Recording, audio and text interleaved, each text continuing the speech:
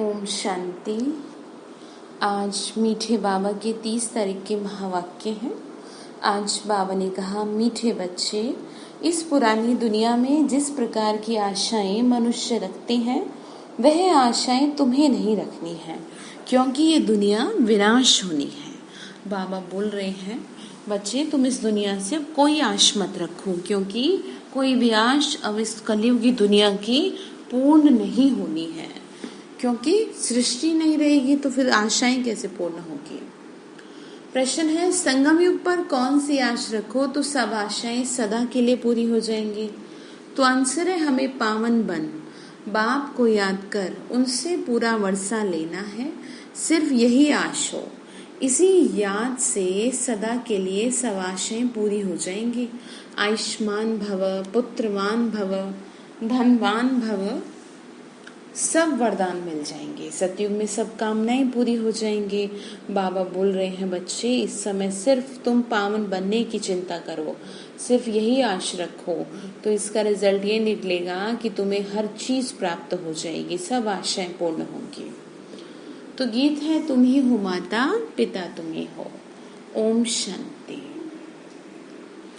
मीठे मीठे रूहानी बच्चों अर्थात आत्माओं प्रति परमपिता परमात्मा ये समझा रहे हैं, तुम जानते हो बेहद का बाप हमको वरदान दे रहे हैं।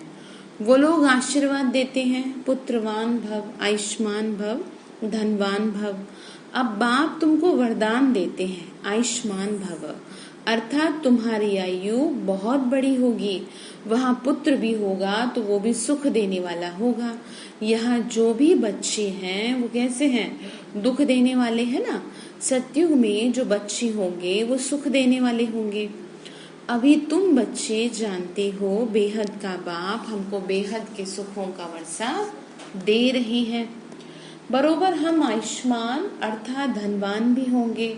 अभी कोई भी कामना दिल में नहीं रखनी है। बाबा कह रहे हैं, मेरी याद से, इस ज्ञान से तुम्हारी हर आशा पूर्ण हो जाएगी। तो विनाशी आशाएं मत रखो, क्योंकि वो पूरी हो ना हो ये नहीं कहा जा सकता। बाबा ने कहा, इस नरक में कोई भी कामना नहीं रखनी है, धन की भी कामना नहीं रखो। बहुत धन हो, बड़ी नौकरी मिले, ये भी जास्ती तमन्ना नहीं रखना। इसका मतलब ये नहीं कि बाबा आपको काम करने के लिए मना कर रहा है। मतलब सहज पके सो मीठा होए, जितना सहज जो हो जाए उस हिसाब से चलना है। जास्ती माथा पच्ची नहीं करनी है, मतलब तंग नहीं हो जाना है किसी बात को लेके। बावली का ये भी जास्ती तमन्ना नहीं रखना। पेट तो एक पाव रोटी खाता है, जास्ती लोभ नहीं रहना है, जास्ती लोभ में नहीं रहना है।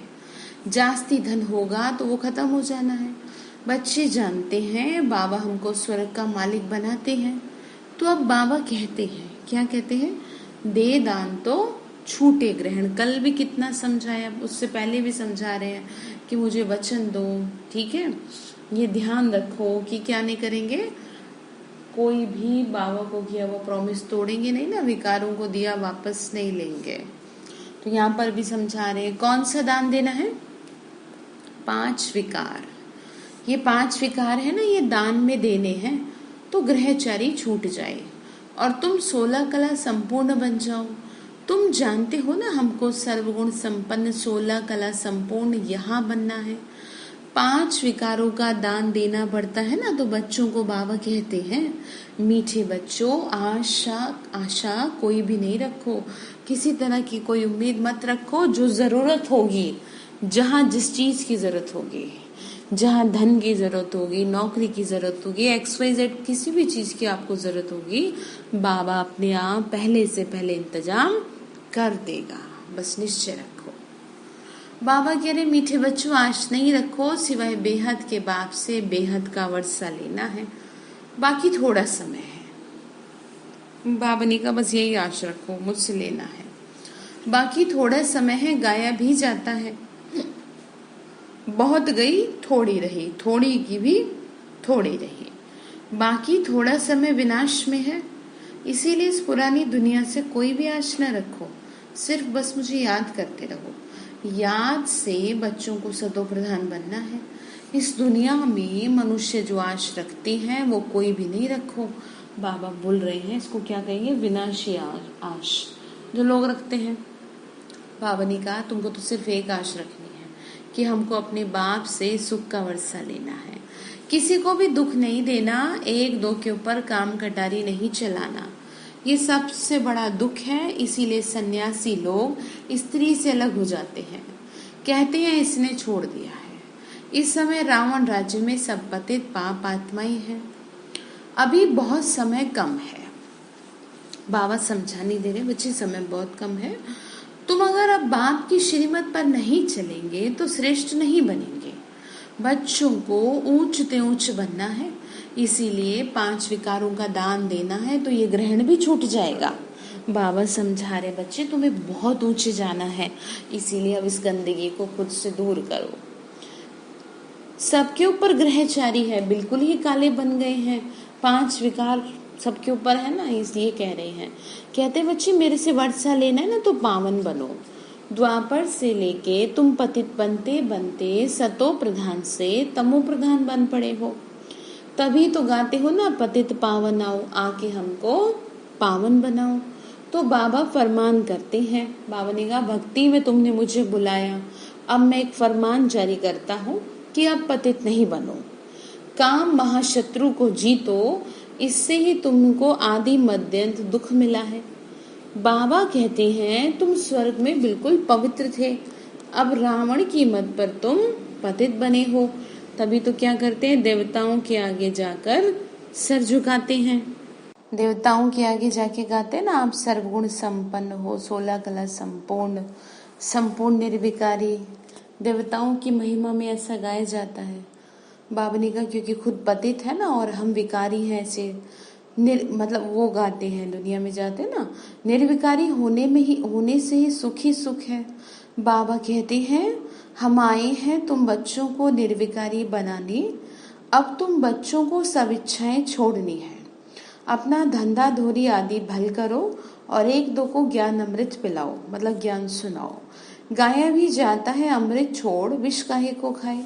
तो बाबा कहते हैं कोई भी कामना नहीं रखो, इतना समझाया जा रहा है, उसके पीछे कारण ये है क्योंकि इन कामनाओं से क्या होगा, जीवन का सुख नष्ट हो जाएगा, क्योंकि विनाशी कामनाएं है ना, भगवान जो देना चाह रहा है वो फिर आप प्राप्त नहीं कर पाएंगे अगर इसी में बुद्धि रही तो, कि ये हो जाए अब ये हो जाए, क्योंकि लगा ही रहेगा कुछ ना कुछ। बाबा ने कहा हम याद की यात्रा से पूरे सतो प्रधान बन जाएं, बस इस बात की फिक्र करो। 63 जन्म जो पाप किए हैं वो याद से ही खलास होंगे, अब निर्विकारी बनना है।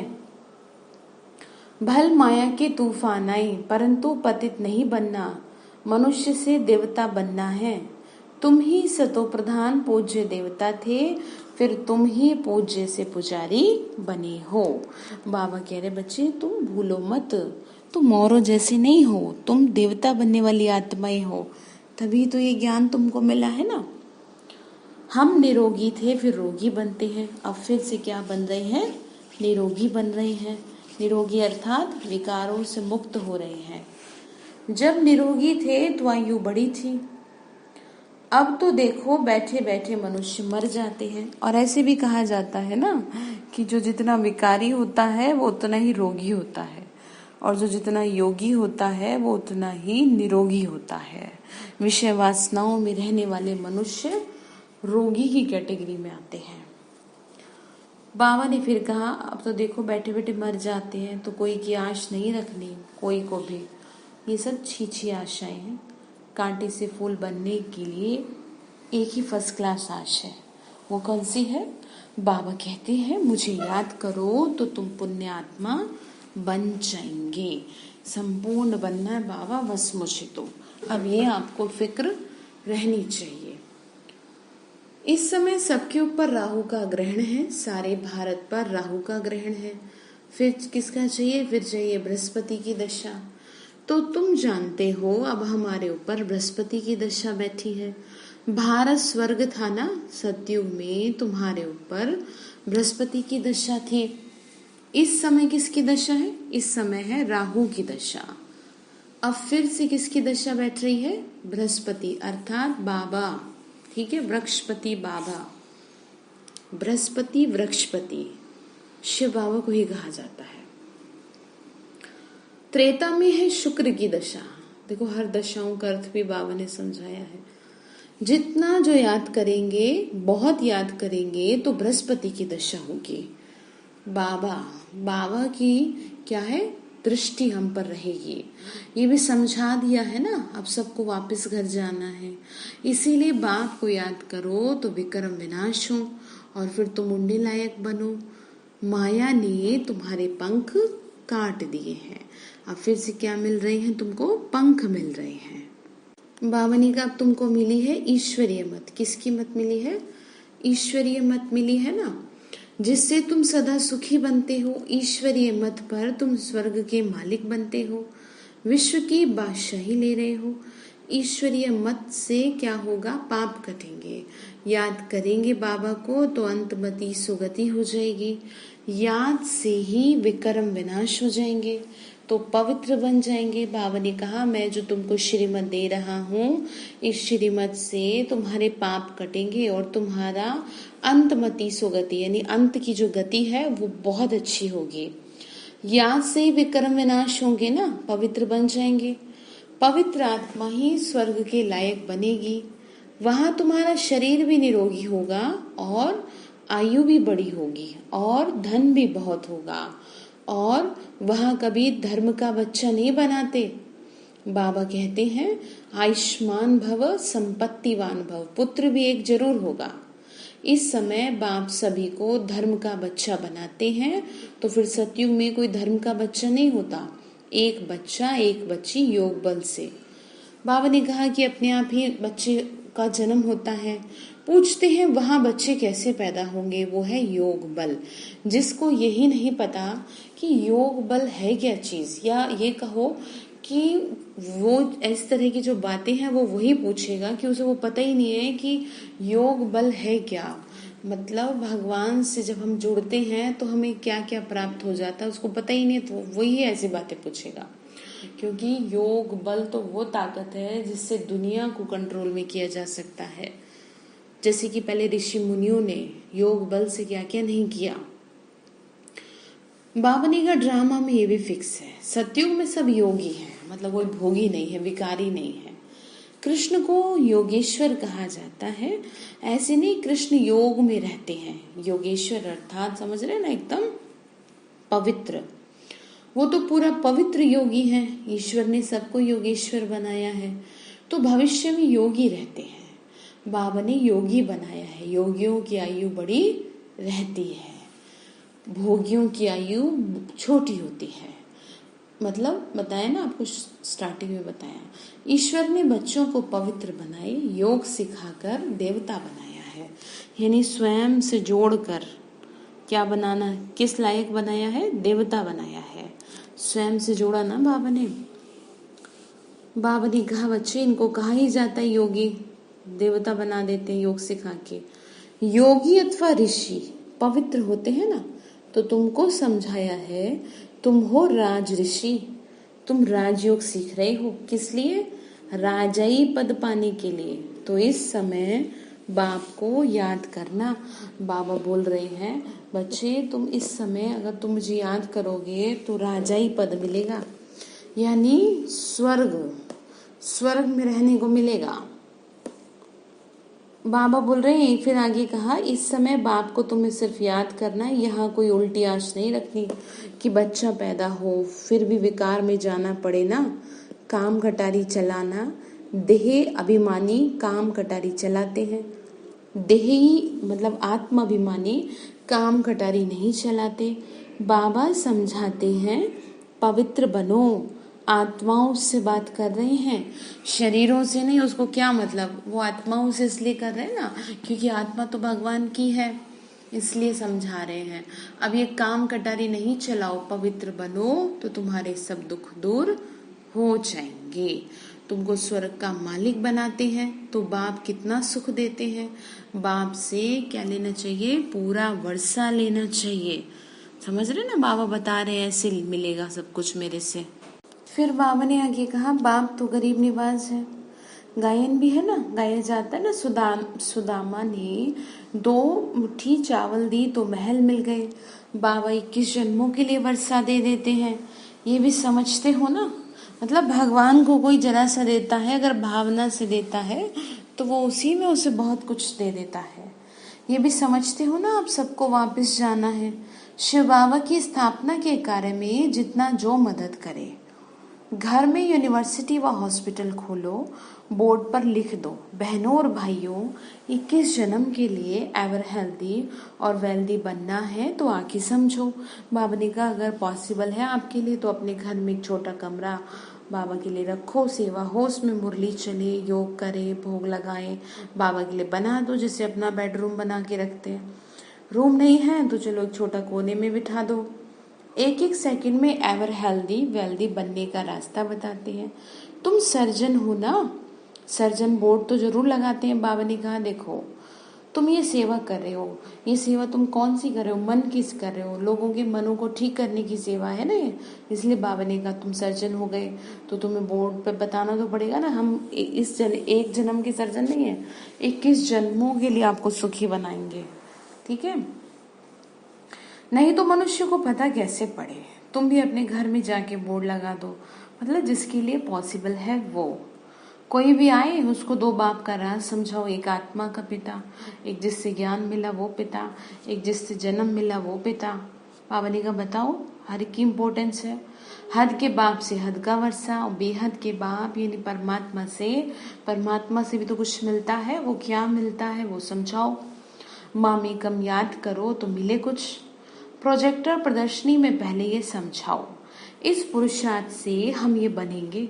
अब है संगम, कलयुग से सतयुग बनना है। तुम भारतवासी सतो प्रधान थे, अब क्या बने हो, तमो प्रधान बने हो।